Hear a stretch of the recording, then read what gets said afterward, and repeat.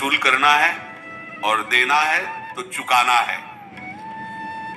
ये पूर्व के जन्मों से निश्चित किया गया है। जैसे किसी के यहाँ पुत्र हुआ, जन्म से ही पैसा खर्चा शुरू हुआ, बड़ा हुआ तो उद्दंडता के द्वारा मार पूरे परिवार को क्लेश पर क्लेश देता चला जा रहा है। ये तुम्हारे कर्म का फल है। या ऐसे शक्तिहीन बुद्धिहीन ऐसे पागल मुझे जीवन सेवा करो, तुमसे अपना हिसाब चुकाने के लिए वो आया है। अब परिवार के जो सदस्य जुड़े आके, पत्नी आते ही पूरे हृदय में आनंद, परिवार में आनंद और जीवन भर वो आनंद ही सुख देने के लिए उसका जन्म हुआ। वो अपना ऋणानुबंध मुक्त, और आते ही भयंकर क्लेश खड़ा कर दिया, बीच में दीवार और झगड़ा वैसा, फिर अतरे दिन मारपीट शुरू, कलह अशांति, पूरा जीवन नरक हिसाब करने आई। यहां ऋण चुकाए बिना कोई जा नहीं सकता, ऋण चुकाना पड़ेगा। किसी का ऋण वसूल करना है तो किसी को ऋण चुकाना है, दोनों काम करने होते हैं। अनेक जन्मों में अनेक लोगों के साथ हमने जो बर्ताव किए हैं, अच्छे या बुरे, वो होंगे। अब किसी आदमी को हम जानते नहीं, अचानक मिला, अचानक टक्कर लगाओ, मार पीट गाली गुप्ता सब कर दिया, चुपचाप सह लो। क्यों? ये आपका हिसाब है, पूर्व का हिसाब। हमारा उससे कोई द्वेष नहीं, कोई संकल्प नहीं। अचानक घटना घटी और हमसे द्वेष करने लगा, हमें पीटने लगा, हमें गालियां दे, ये हिसाब है, चुपचाप सह जाओ। अपने घर का भाई ही भारी दुश्मन बन गया और क्लेश, हिसाब है।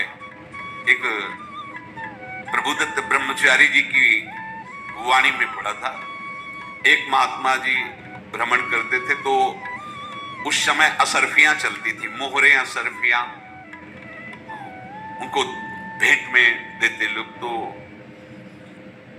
या तो ठाकुर सेवा में लगे तत्काल, या संत सेवा में तत्काल लगे, उसका संग्रह करके डोलना ये ठीक नहीं है बैरागी के लिए, सिद्धांत में ये ठीक नहीं।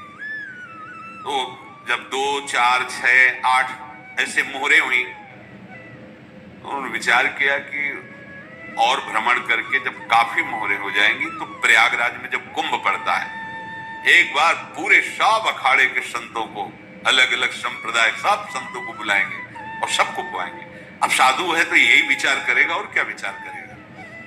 तो उन्होंने ऐसे डंडा बनवाया, बेंत, जो ऊपर से चूड़ीदार और भीतर पोला, और मोहरे उसमें डालते हैं। और भ्रमण, जहां जहां श्रद्धालु भगत थे सबके यहां जाना और इच्छा रखना कि एक मोहर तो दे दे दक्षिणा में। कामना कोई भी हो वो बांधती ही है, ध्यान रखना। इसीलिए प्रभु जो चाहे वो करे, अपनी चाह नहीं रखनी चाहिए, अपनी चाह प्रभु की चाह में मिला देनी चाहिए। धीरे धीरे वो छड़ी भर गई, भ्रमण करने वाले महात्मा चूड़ी लगाई, इंतजार करते रहे। जब प्रयाग का कुंभ पड़ा तो चले। तो रास्ते में एक गांव में पूछा जाता है, जैसे कहीं रुको कि कोई श्रद्धालु ऐसा है जो संत सेवी है। तो कुछ लोगों ने बताया, हाँ एक परिवार है बहुत संत सेवी है और आपको मिलाते हैं उनसे। आइए, घर में रुका, खूब अच्छा हलवा पूड़ी पवाया, और जो घर के मालिक थे चरण दबाए। चरण दबाते दबाते उनकी दृष्टि पड़ी उस डंडे पे, इतना मोटा और ऊपर से कुछ चूड़ी सी भी नजर आ रही, इस डंडे में तो कोई रहस्य है ही है। अब महात्मा जी को खवा पिला के सुला दिया। महात्मा जी जब सो गए तो पत्नी से धीरे से कहा, वो डंडा लाओ बाबा जी का डंडा। और चूड़ीदार जो ही खोला पलटाया तो सैकड़ों मोहरे। ऐसे संत रोज पधारे भगवान, तो आनंद हो जाए फिर क्या। पत्नी से कहा, नाप के कंकड़ लाओ। वो तो महात्मा जी तो खाए खीर पूड़ी, आराम से सो रहे। रात में पूरी प्लानिंग करके उसमें कंकड़ भर के चूड़ी लगाकर सिराने रख दिया, सारी मोहरें हटा ली। महात्मा जी आराम से छड़ी उठाए तो वजन पक्का। वैसे बड़े लोग चतुर होते हैं, पर ये नहीं जानते कि कर्म कितना भयानक होता है। और उनकी कोई संतान नहीं थी, पर धन में इतना प्रेम उनको था, बहुत सावधान रहे। साधु महात्माओं के पास जो अर्थ है, गृहस्थी अगर आता वहीं से है, पर अगर उसको जोर जबरदस्ती या किसी छल कपट से, तो वो उसका विनाश ही करता है। आज तक का प्रमाण है। अब उनको ये भाव पता नहीं होगा, या पता होगा तो लोभ के कारण वो उसको मान नहीं पाए होंगे। महात्मा जी गए प्रयाग में, किसी अखाड़े पर रुके और वहां प्रार्थना की कि कल जो है संपूर्ण अखाड़ों का निमंत्रण किया जाए और सब संतों को भोग पवाया जाए, उनको दक्षिणा भी दी जाए। महंत ने सोचा कि बहुत बड़ा है तो उत्सव है, क्योंकि प्रयाग में कितने हजारों संत महात्मा सब। उनका महाराज बोरो इसमें चीनी और तीनों घी लगेगा, सब व्यवस्था। बोले आप एक एक हिसाब हम करेंगे, हमारे पास सब व्यवस्था है। बोले कुछ तो पहले दे दो, इकट्ठे देंगे हम। उनको था कि अगर हम छड़ी खोला और 2-4 मोहरे दी, किसी को पता लग गया तो गड़बड़ हो सकती। बोले हम भंडारे के समय आखिरी में सब कुछ आपको दे देंगे। ठीक है।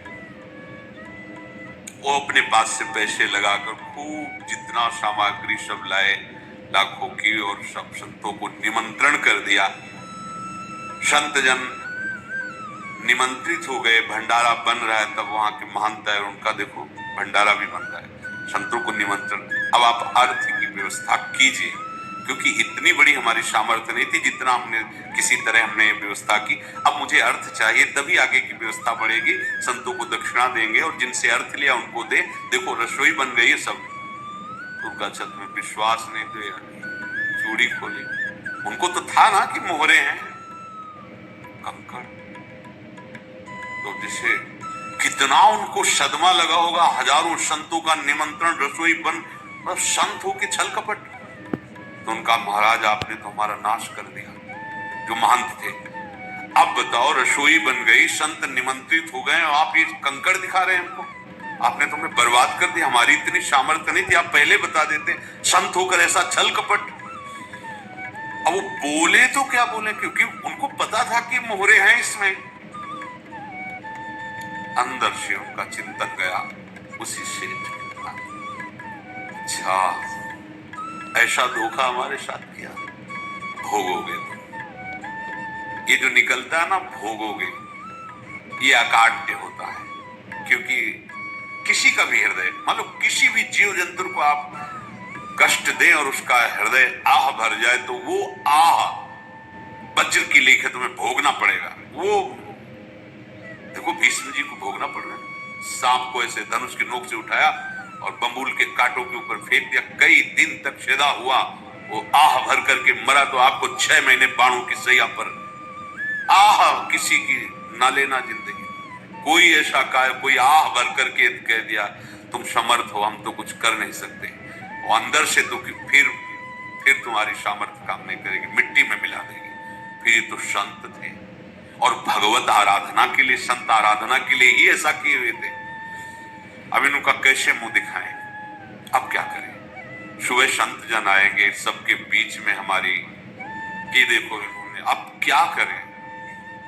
गए और संगम में जाके छलांग लगाई, अपने प्राण त्याग दिए।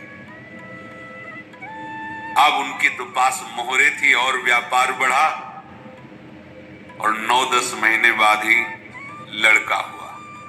अब तो उनको आगे संत फलीभूत हो गया। व्यापार चल रहा, लड़का नहीं होता था, लड़का भी हो गया। बड़ा आनंद छा रहा है।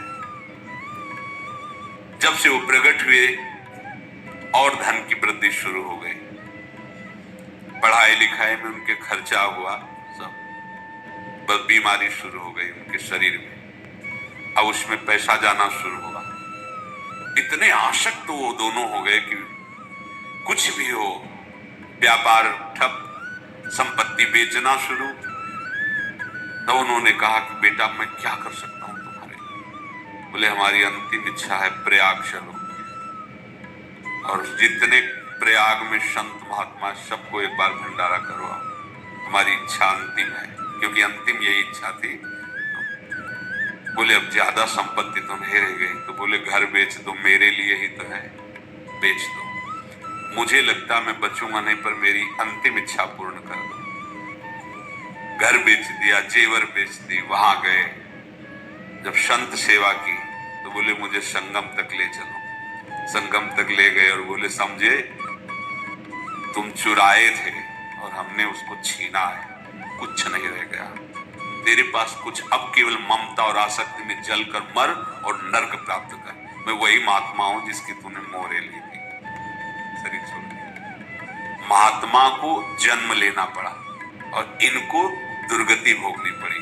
ऋणानुबंध होश में, ऐसा नहीं कि आप जो कर रहे हैं कोई देख नहीं रहा, कोई हिसाब किताब नहीं, जो कर रहे हैं अवश्य में भोक्तव्यम, बहुत सावधान। अनेक जन्मों में अनेक लोगों से जो कुछ लिया दिया है, इस लेने देने को मिटा देने के बाद ही तुम मुक्त हो गए। इसीलिए एक उपाय है, लेना न देना मगन रहना। क्या? मालिक को समर्पित हो जाओ, मालिक को अपना माना हुआ समर्पित कर दो, खत्म। अहम त्वाम स्वरूपाभिभ्यो मोक्षयिष्यामि, सब खत्म, आगे पीछे लेना देना सब खत्म। एकादश स्कंद में भगवान श्री कृष्ण चंद्र ने कहा जो मेरे चरणों का आश्रय लेकर मेरा